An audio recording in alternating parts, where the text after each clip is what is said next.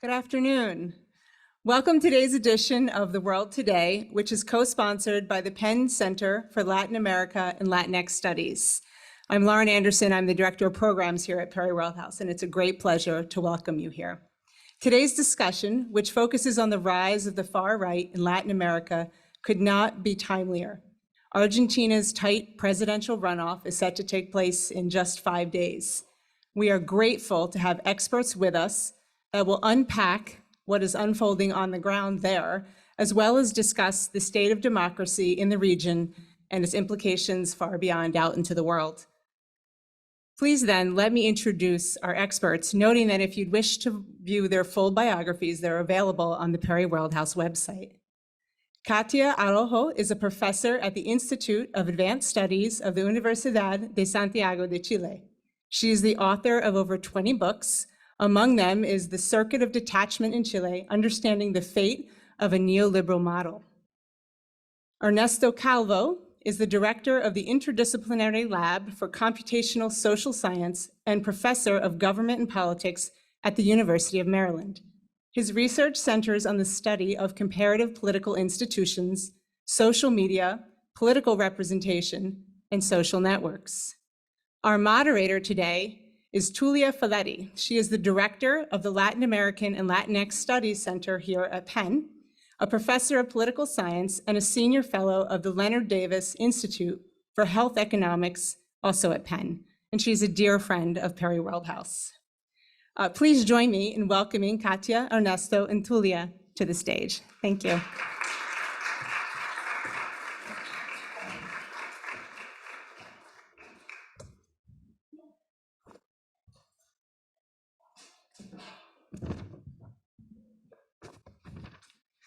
Hi, everyone. Good afternoon. It's lovely to be here in the Perry World House and to co-sponsor this magnificent event. I want to start with a few introductory remarks that help perhaps frame the conversation that we are about to have for those of you who may be less familiar with the recent politics in Latin America. In the recent past, we have witnessed an undeniable increase in the prominence and activity of ultra-conservative and far-right groups in Europe, in the United States, and in Latin America.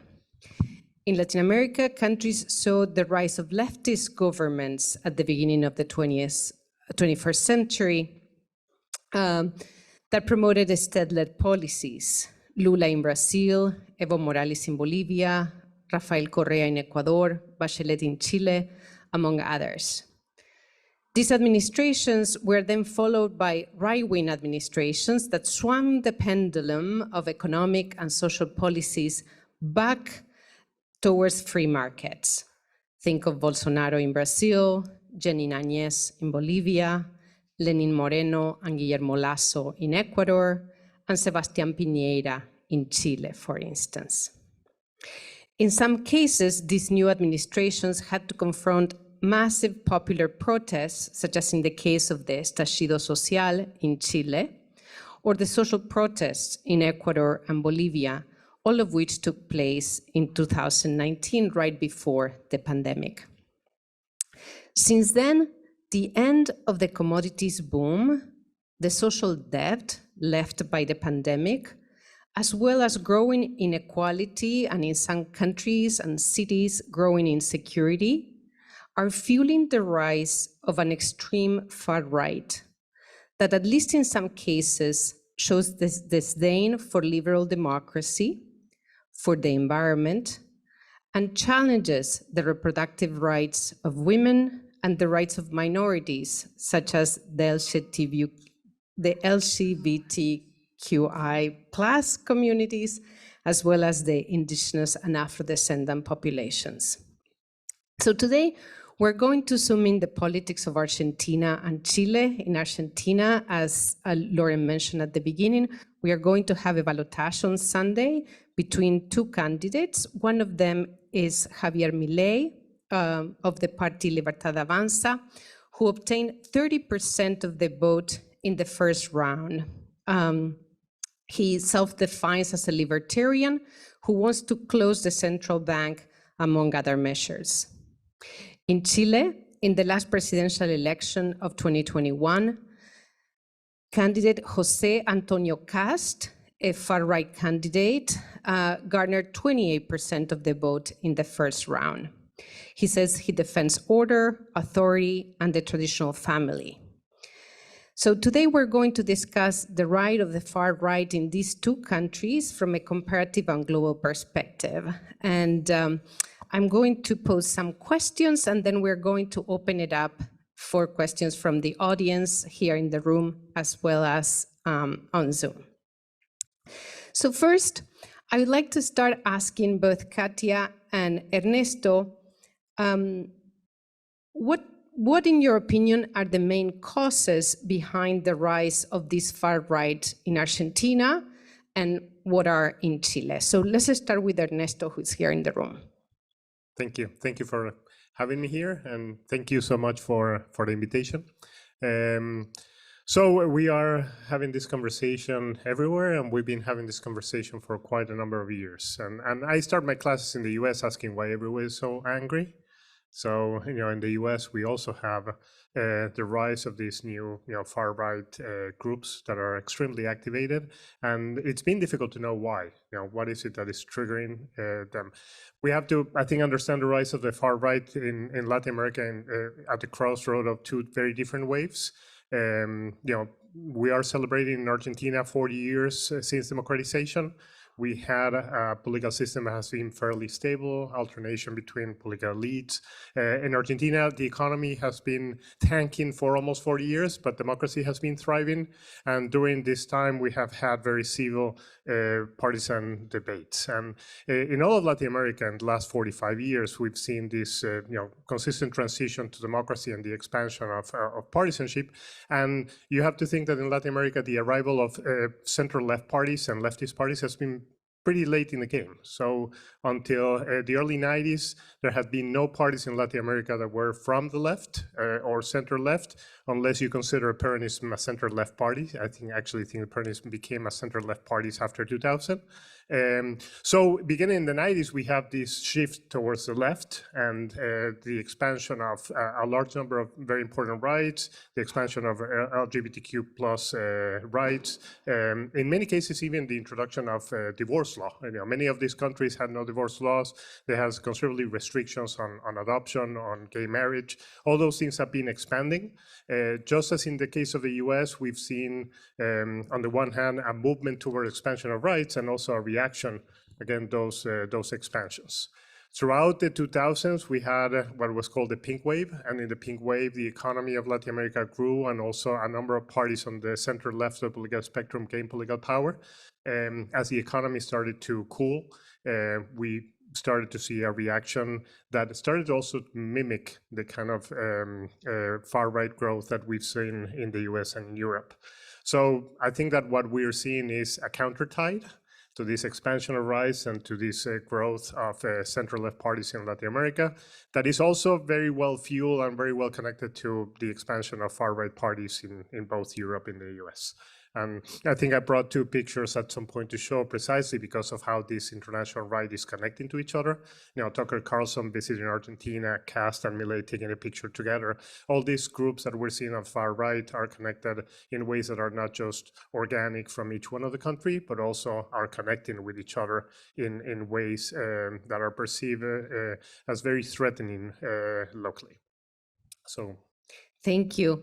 Katia, we go to you. What do you see as the main causes behind the rise of caste in Chile in particular?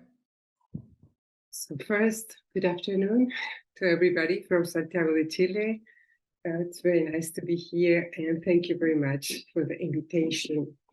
Well, I think we have to keep in mind that the crisis of the political system is not new. It has some time before, and I think this has, made a space to the emergence of new political forces, and this is one of these forces. And the crisis of the Chilean political system I think has to do with at least three things, three symptoms. At the first time, there's a very, very harsh rejection of politics and politicians. And this rejection has to do with moral reasons, that means corruption. And on the other hand, it is also caused by the discontent because of the incapacity of these political systems, the politicians, to give answer to the population demands, which are mainly what research shows, education, health, and pensions, which are always there as the high demands. And they couldn't do that because people think that's the people's opinion, because they are just interested in themselves. So this is this one part. They are not answering to the population demands, and they have some, like moral deficiencies. I think the second aspect of this crisis, political crisis, is that there is no identification, not anymore an ideological identification with these offers as a whole. And the third thing is that there are higher rates of politicization in Chilean society, but there were no new channels because it was stuck between two forces for a long time, and then it came, it turned to fragmentation, but with no real offer of channels for this politicization. So I think, like these three things combined, and there was a space created, and this is a space that I think these new forces took, and the far right was one of these forces. This was not the only one, but it was the one who was successful because of its alliance with the established right-wing political parties. That's why it grew so quickly, I think. Well, I would say that, but I would just like to finish by saying that I do think that politically this is the emergence of a new force, but I am not sure if this really has a ground in society. That's something that maybe we could speak later. Thank you very much. So you were talking about moral deficiencies, mobilization, channeling some of the mobilization that we saw before the pandemic. How would you describe, Katia, the main features of Kast, for instance, as a leader, and how does he compare to other far-right leaders? Well, I think in what is a main trait here in Chile for the Partido Republicano and José Antonio Kast is that it is culturally conservative, but economically it is liberal. It is a very harsh defense of neoliberalism, and this is a very important mix. I mean, they do defend on the one side some conservative values, but they want everything to be like liberalized, open markets. And I think this is one very important feature. They are against the state, and they are not like in the case of European far-right movements, which are defending, like to close, and they're defending the welfare states against migrants and everything. This is very different. And I would say also that Kast is a very, very, very polite politician.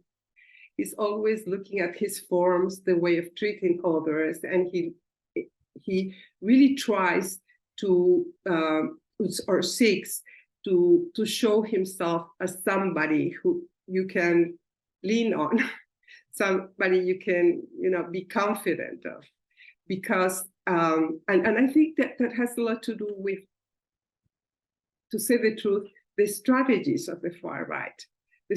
The far rights are, as Ernesto said, they're all interconnected, but I think they're very aware of which are their political opportunities. They're very aware of the cultural traditions, the political cultures, and their windows of opportunity. So for a country like Chile, which likes so much, traditionally order and good manners and all the thing, I think he's just somebody who fits in, this cultural, the political culture and traditions, etc. This is a very nice contrast, I think, with the figure of Milei. So I would like to invite you, Ernesto, to think, or to describe how do you see Milei as a leader, and if you see these, as Katia is suggesting, as connected to our political culture, or at least what aspects of our political culture, is he capturing? Is he captivating? Thank you. I imagine many of you have seen Jon Stewart's sketch on HBO about now Milei. So he's so off the charts that there's like an 8-minute segment by Jon Stewart that is worth watching. So Milei is the opposite. Just by definition, he defines himself as an anarcho-capitalist. So imagine a far-right candidate in the U.S. defining themselves as anarcho-capitalist. So it's our very own Argentine variant of far-right of the charts, and he's a very eclectic and he campaigns with a chainsaw. I don't know if you've seen. He went to a meeting with the IMF with the chainsaw to show how he's going to cut the state, both in terms of expenses, but very vitriolic examples in which he starts to take ministries out of the wall and saying, like out, and how he's going to cut the state. So this is a character that I think that in many ways he seems psychologically having issues, and there's been a whole discussion of to what extent we're supposed to say something like that of a candidate. But he's a candidate that is very uncommon in so many ways. So it's interesting that in Argentina, we had a center-right party, which was Cambiemos, with a candidate that was very much order and liberalism, with a campaign that was very clearly anti-Peronist, that was a viable candidate, that was doing very well, and that we all assumed was going to win the presidency. And in fact, it is the defeat by Milei that gave new life to the Peronists. So Milei is an outsider that was unexpected. I think that to some extent is way more extreme and unhinged than Bolsonaro. And that also anticipates significant problems in Argentina, because if you were to elect the presidency, everyone anticipates that it's going to be a presidency that's going to have a very hard time sustaining. And I think one of the pride and joys of Argentina in the last 4 years has been, despite the fact that presidents resign in the midst of economic crisis, to have presidents that have been very much politicians with significant roots on the voting. So Milei is uncommon. You should see some pictures. I don't know if there's one of the pictures that we can put with Tucker Carlson, if it's available. Well, this is with Cast, so you can see with Eduardo Bolsonaro, and this is him with Tucker Carlson. It's a bit of a Zoolander picture. He does that. He connects very well with young voters. He's very much the selfie type in taking pictures, and it's uncommon. I would say that for those that are not voting for him, he's a very concerning candidate. So my next question has to do with the relationship of these parties and their movements, perhaps, or with democracy. So what is the relationship of Milei with democracy? Should we be concerned about changes that will bring us, back in all the rights that we've gained in the last 40 years? And in the case of Argentina in particular, should we expect allegations of electoral fraud if Milei were to lose in the ballotage on Sunday? Yes. So let me start on the first issue. So one of the concerns about Milei is that he has extremely high support among men, and particularly among men 18 to 28 to 30. The gender gap is the largest we've seen in Argentina since the beginning of democracy in 40 years ago. So male young voters are voting Milei in the first round before we were in a ballotage, about 50% of the vote. Why is that concerning? Because it means we're socializing an entire generation if Milei wins on an electoral victory by a far-right candidate that is producing significant levels of enthusiasm. The voting by women is almost half that of the men in all the categories, starting in 20 years old, but all the way to 60. And once we get to voters that are 40 and above, the vote of Milei tends to be very low compared to what we had before. So one of the concerns, the social composition. It means that this is a voter that is going to last for quite a long time. This is not an old voter. This is a voter that is enthusiastic about policies that are far extreme and that are anti-right in any way that you can think about them. The other issue is that, different from Massa, Milei has no support in Congress, no support of governors. It has only about 15% of the House. Which means that the moment that he starts as a president, he's going to have pretty much every other source of authority in Argentina against them, or at least a minority stake on those institutions. That, of course, means that we expect that there are going to be significant clashes with both the House, the Senate, the governors, and the mayors. And that makes Argentina unsustainable. Those are institutions that are quite strong, that have significant resources, and therefore that's a problem. Massa, it's a known commodity with a lot of issues at the same time, but he would have majority in the House, majority in the Senate, or control of the House through alliances, majority in the Senate, and also a significant share in the governorships and mayors. And so the difference between the two candidates on how they could govern is pretty significant. Thank you. Katia, I would like to pose the question to you. How respectful is Jose Katz of democracy, and in particular through the constitutional reform process? Are there any comments that you could make regarding, his respect for the institutions of liberal democracy? Yes, well, this process was the process in which we expected the dialogue would come into play, but it didn't happen like that. And I think they've tried to get through their ideas, and which I think is most important is that I think that there is a threat for democracy because their principles, their aims, their ideas are against multiculturalism, are against pluralism, and they are like working with institutional rules. They are respecting some of these institutional rules, but to get through some ideas, principles in politics, which are against these two principles. But then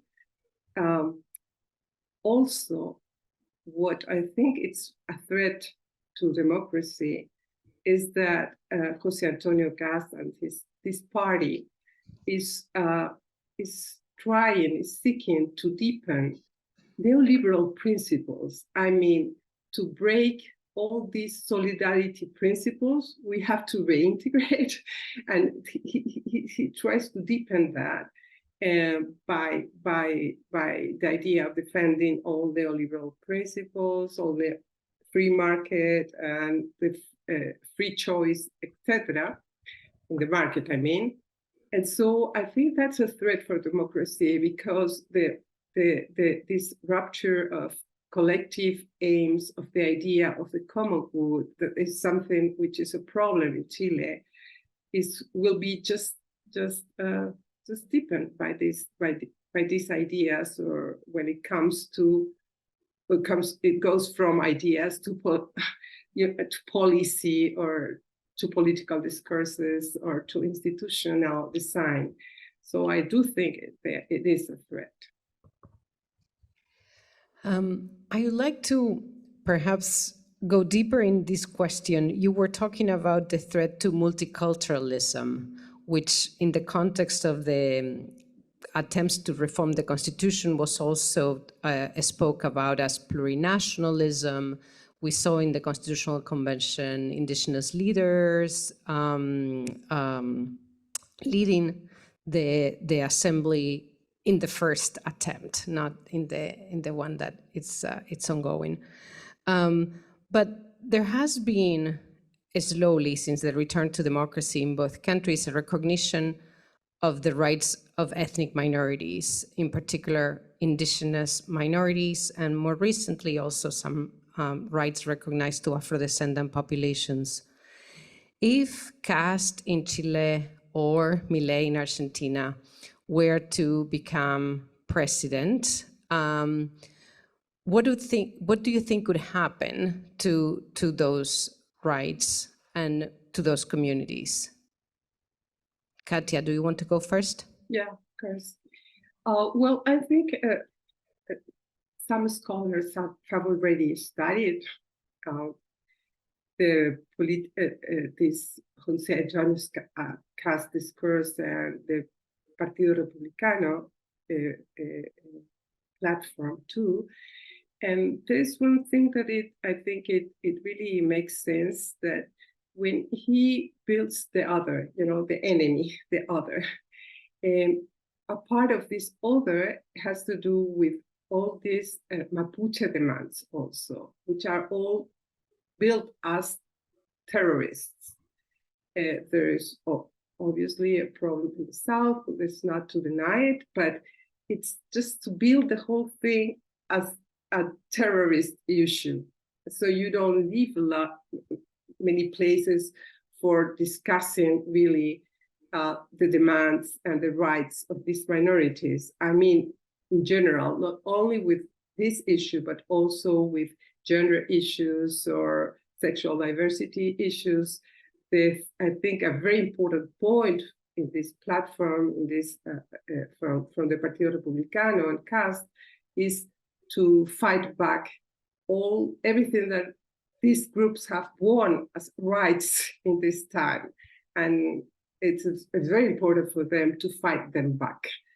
So, well, there's a lot to lose, and I think there's a lot to lose for these groups and other groups. It is a lot to lose for universities, for example. They've already started to, get into this like exploiting some mechanisms so that you have to give account if you do gender seminars in the university or not, or what are you working on those things. They don't have a lot of place now or opportunity now, but it might be very harsh in the future if they do come into power. Yeah. Ernesto, how about the relationship of Milei with the rights of ethnic or other minorities, and also with the rights of women?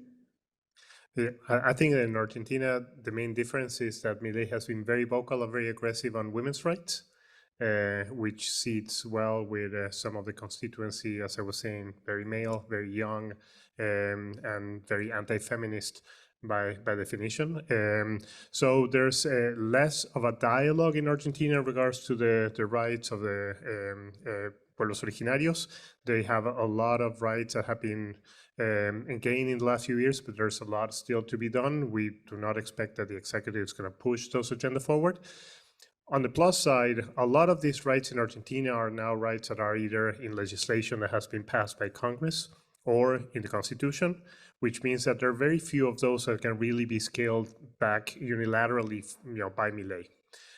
Which is why we expect that the conflict with Congress and with governors and the mayors is going to be so relevant, because at this point, with those kind of minorities and with much of this legislation being coded, that produces a clash that is very difficult to overcome. So what we've seen is not so much an attempt to push this legislation forward. In fact, Milei has been a member of the House for 2 years and has done very little in the House. What we expect is more acts of violence and informal and cultural acts of retaliation and assaults that have been on the rise. So the concern, I think, has to do more with how violence might be exercised and not so much with how rights are going to be scaled back through legislation or through actions of the executive. I just realized also I'll say Jon Stewart rather than John Oliver. So if you're looking for the 8 minutes, check John Oliver. Sorry about that. Okay, very good. My last question before I open it up to the audience, and this is for both of you. How stable do you think are these parties of movements in Chile or in Argentina? Can we expect them to last for a few administrations at least, or do you see them as conjunctural, reflecting the moment in which we are? Katia, we'll start with you and then move to Ernesto. Well, it's very hard to make a prophecy about these issues.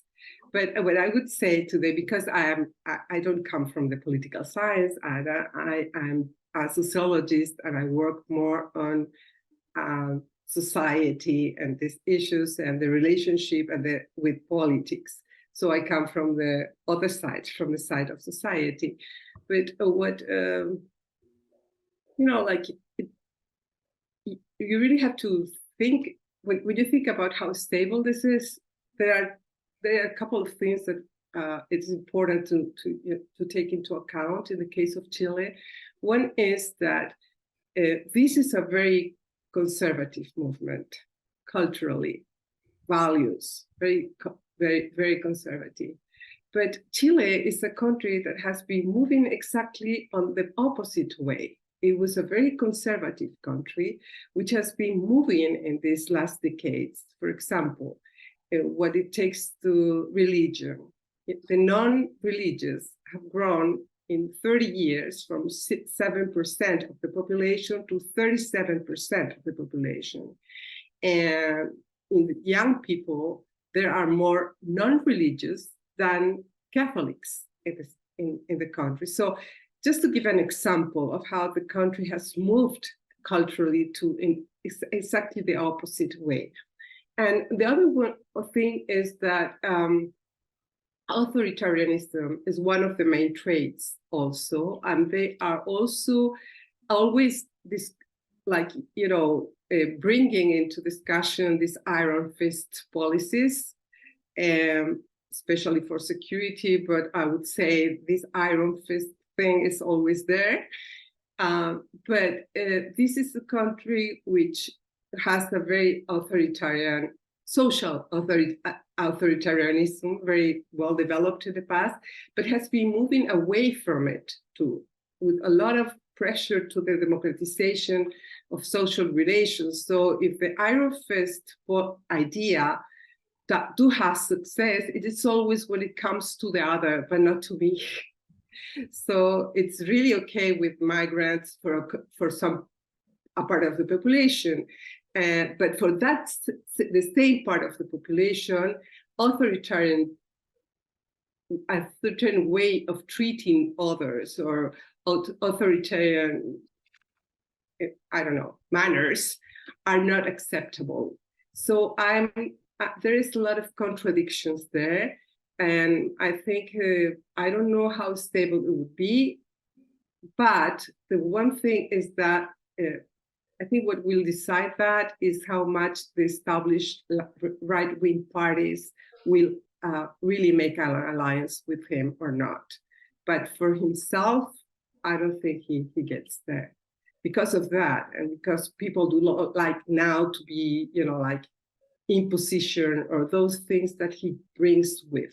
So there's not a lot of ground, social ground for that, but it depends in how the whole thing will be played, because what I've just finished this one research, and what we have found is that adherence is only for one trait. You don't adhere to the whole thing, but it's enough one trait of this offer.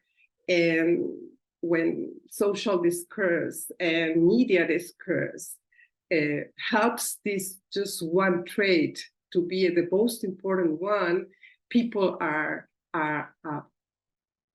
think that they might vote for this candidate. They might give their vote for them. So it depends how they will play these institutional things. If they really get this alliance to be allies with political right-wing parties, established ones, and if they get this partial trade and be helped by the contingent moment to get the vote.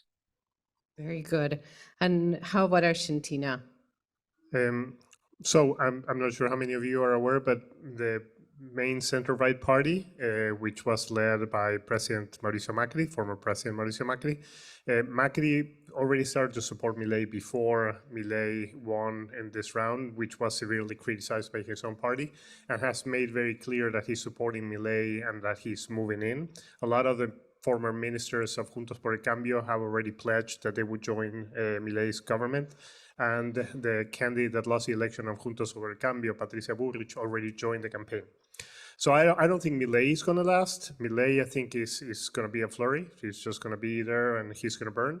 But I think that what is going on is that Macri, Bullrich, there's a part of Juntos por el Cambio that is realigning the party on the right of the political spectrum. And I do expect that that's going to survive. So I think that what Milei has been is a catalyzer to realign a party that was too moderate for part of Juntos por el Cambio on the right. And they're using this far-right shift as a way to discipline and to migrate, which means that if they lose the election, I actually expect Juntos por el Cambio on its right-wing version to last. If they win the election, that's a problem, because I don't think that they can govern, and at that point, this becomes a liability. So for me, this gamble only makes sense if they expect Milei to lose. But the problem is we're 50-50 in the surveys. It's not clear he's going to lose. And we're going to end up on election night waiting for the result until the end, and it wouldn't be unheard of that we end up with a final count that has to be done for a couple of weeks on the final tally to validate who wins, because we expect that the margin of victory is going to be very small. So that means that that this shift to the right might last, but also might end up with a government that is going to be extremely unstable and depleted of resources, without staff to govern. And that's going to be significantly, it's going to be a concern for Argentina. Without the staff, because they'll be fired. Is that what you mean? And they have nobody that knows the state. So anything that they can put to govern is going to be migrated from Juntos por el Cambio. Yeah, but they don't have enough people to actually fill that, because a lot of Juntos por el Cambio does not want to join Milei. So winning would be a problem for them. Okay. In fact, let me just a brief anecdote. I had actually a luncheon what included Massa. And Milei had been with Massa in Partido de Massa, about 8 years ago. And Massa tells this story, that this conversation that they have, where Massa says, "Javier, you don't want to win. You know that you don't want to win." And Milei said, "No, I do." Mildly. I think that they know that that would be a big issue. All right. We'll open it up to questions from the audience now. We have a microphone in the back so people on the Zoom can hear the question. So I invite you to move to if you want to ask a question. I'll open the questions with one from the online audience. How much do you think what happens in Chile and Argentina impacts and influences on what happens in other countries outside the region? Ernesto, do you want to start? Sure. It's a good question. I mean, in my view, Argentina and Chile are arriving a bit late to something that we've seen in Latin America starting 5-6 years ago. So Argentina and Chile are today as much the recipient of this shift to the right as much as they can also increase, this shift in other countries. I think that Brazil has a huge regional influence, so Bolsonaro was much more influential. I think Colombia, because of the strategic location that it has, and the way in which it connects with other rights in the region, has been more influential. But I do think that a victory by Milei cast, I think, is a different issue because he lost the election and he is still a bit marginal in my view. But I do think that a victory by Milei would be symbolically something that would be used, in the region. But for many reasons, I think that Argentina and Chile are not as influential in the rest of the region. They don't have the same kind of reach, the situation in Venezuela, the situation in Colombia, that the election of Bolsonaro. So I think they're going to be a bit more contained, although they do feel the same process. Thank you. I had a question. You talked about constitutional threats to the rights of women in Argentina. And I was wondering, even if there is a possibility of going back, what has been the cultural impact on Milei's anti-abortion movement? I mean, and this is culturally relevant because the abortion movement in Latin America was born in Argentina. Ernesto, go ahead. I think both the Green Wave, the IBE movement, which was the pro-abortion movement, is way larger than the Ola Celeste, which was the anti-abortion, with very significant individuals from the right, type Laje, things that were influential on building anti-abortion pushback from the Ola Celeste. But the fact is that they're small, and even people that are supporting Milei, they do something that we've seen in Trump, that we see with Trump, where they say, oh no, he says those things because it's an election, but he's not going to do it because overwhelmingly this is not a policy that is supported. So today in the surveys, the pro-IBE position tends to be on the majority, and the anti-IBE, the anti-abortion policy tends to be less supportive. So I don't expect that that's going to shift dramatically. And the fact that we have this huge gender gap also speaks to how much, how ingrained is both the Ni Una Menos and the Ola Verde, which are, movements that are, I would say, part of the political cultural heritage of this time. Where people are very proud of how they mobilized and the kind of things that they did and how that was pushed forward in Congress. So I doubt that Milei is going to be able to succeed on that. That's why I'm saying it's strange, but most of the concerns that we have had to do with the effect on both the politics and the economy of Argentina and violence. How it could fuel violence more than changes on legislation or a reversal on some fundamental rights that I think in Argentina are very much accepted. That's why anarcho-capitalist is the name. He, in a sense, is also as inorganic and part of this pro-right movement that he's trying to attack. Before we move to the next question, Katia, would you like to engage on how the far right in Chile may have an impact outside of Chile? Yes, thank you. Well, I think that these are movements that are really interconnected. They find themselves and they learn themselves. They learn from each other a lot. They learn about strategies, tactics, discourses, and a lot of issues. So I don't know if the word is influenced, but how they do collaborate with the growing and the strength of an international movement, because they are really linked. As we all know, they have these cumbres, at the Iberosfera in Madrid, in Spain, and they go there just to exchange these strategies. Many of the some of the leaders of the Partido Republicano do for example, travel usually to these countries in which there is a candidate, a far-right candidate, or a poll, and to learn of the campaigns, to learn of how they have engaged these processes.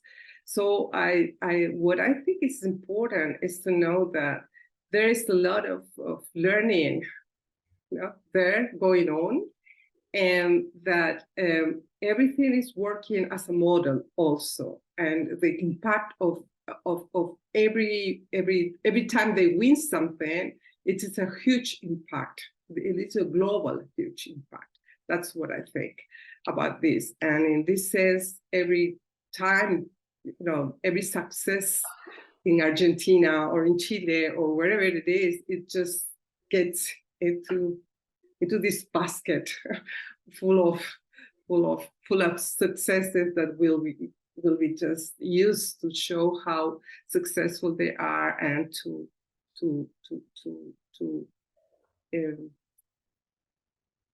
improve their strategies also. Yeah, so we really see a global phenomenon here, and the linkages between them are quite obvious, as you were saying, through meetings and so on.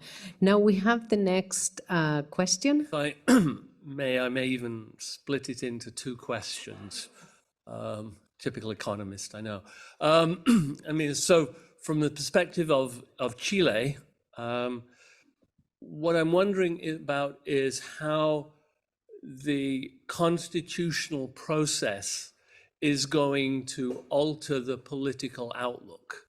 I mean, because I'd sort of seen the previous, attempt at a new constitution which failed, and I don't have a good sense of how the current dynamic, where is that going to lead Chile?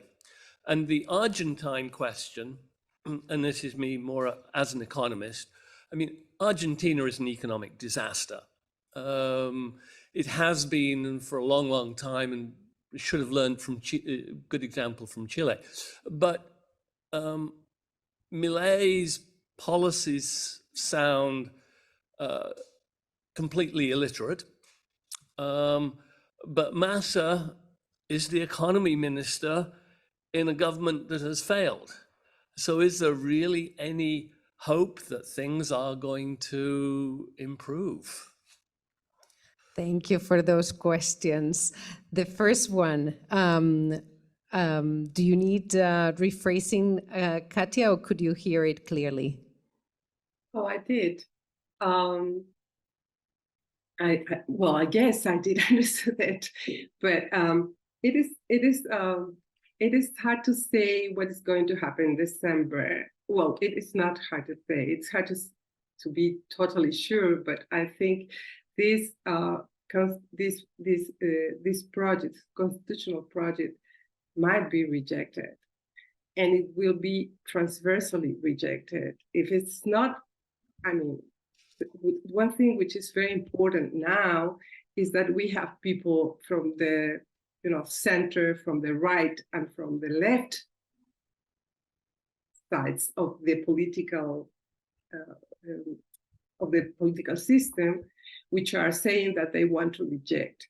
And this is an anecdote, but I found somebody for a couple of days, and we usually are one always is voting exactly the opposite as the other. I am always voting somewhere the center left, and he's in the other way, and he did vote cast, and he's very representative for a lot of people. And he told me that he was going to reject this constitution, but the only thing that worried him is that for the first time he would be, he would agree with the left part of this political spectrum. But so I'm not sure, because it was the last time it was clear that it was something about the right and the left, but this time it's a little bit more transversal. I think it would be a defeat for the Partido Republicano, but I'm not sure it will be a defeat with votes of the left. It will be a defeat for Partido Republicano, but with many votes that come from the center and the right wing parties also, the right wing adherents also. So we may not see a new political system emerging of this constitutional reform attempt, as it may be rejected, in your opinion. Yes, So I now, think it's just the defeat of a country and the democratic attempts to change the constitution. It is, in some way, it is taking, in this sense, for many political actors and for the citizenship too. okay, so now to the economic disasters, that is Argentina. I mean, yes. So I think that with Milei would be a fast burn. Question is whether with Massa it's going to be a slow burn, which is what we've seen. A recession in Argentina has lasted almost a decade, more than a decade now. So yeah, it's going to be an issue. There's a couple of things, at least to expect, that make me wonder whether what we're going to have if Massa win is going to be just more of the same and a crash. One is Argentina has had always this stop and go, and we haven't had a go for a while. So there's going to be, both salaries, prices, everything is far behind. So there's a space for a fast growth, short burst that maybe can take this in a different direction.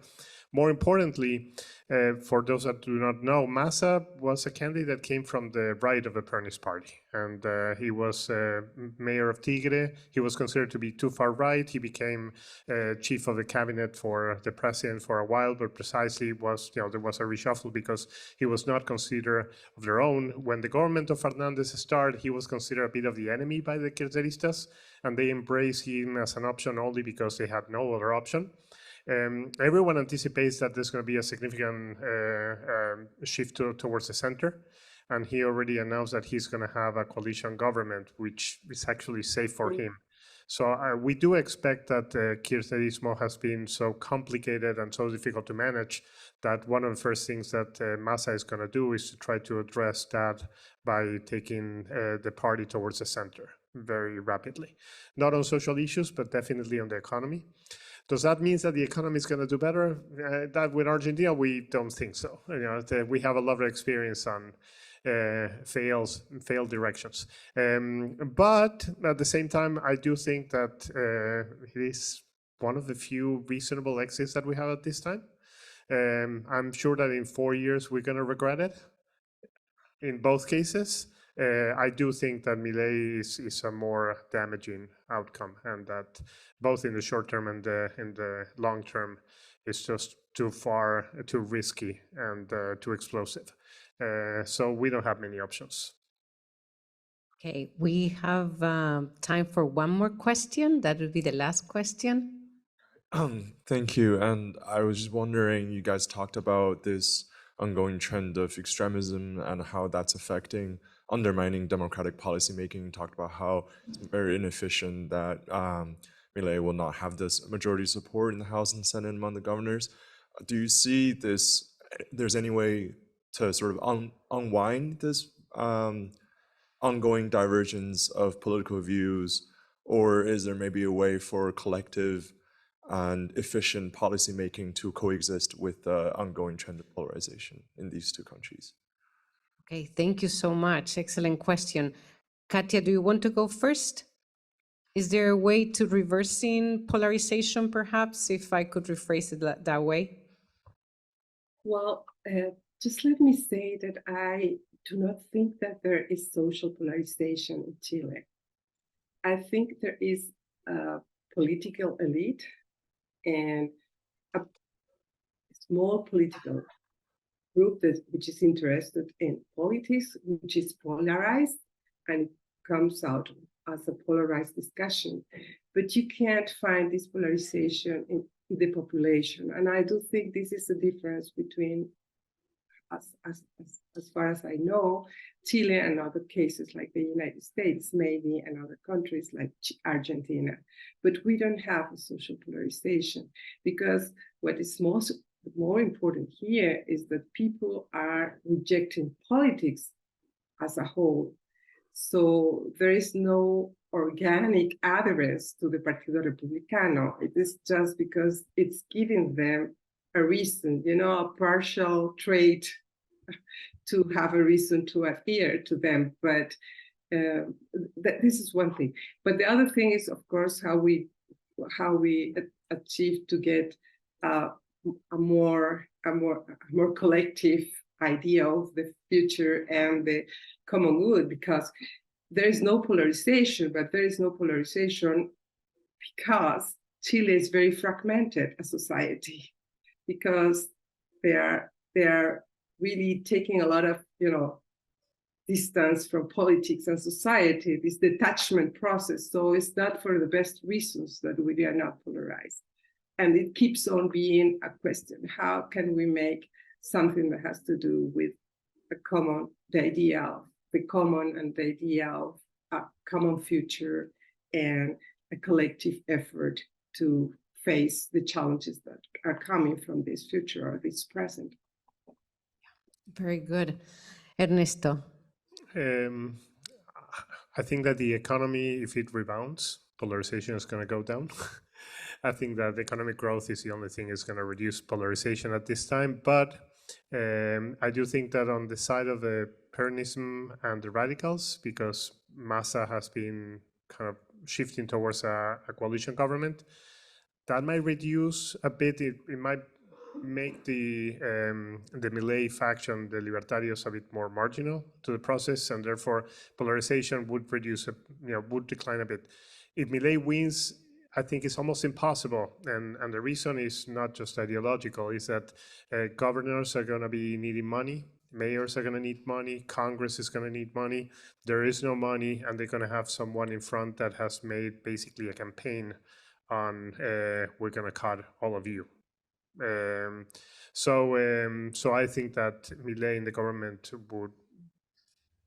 would make for a very polarizing and conflictive environment. Massa, we don't know. It's an unknown commodity to what extent he can shift things and reduce polarization. Well, the director of the Pre-War House now will close this event. I want to thank, before I pass the word to Katia, very much, and Ernesto as well, and all of you in the audience. Thanks so much, Tulia. Let me also add my thanks to Ernesto and Katia, and to you, Tulia. This is a really wonderful collaboration, as always, between Prayer World House and the Center for Latin American and Latinx Studies. We hope this is one of many more in the future.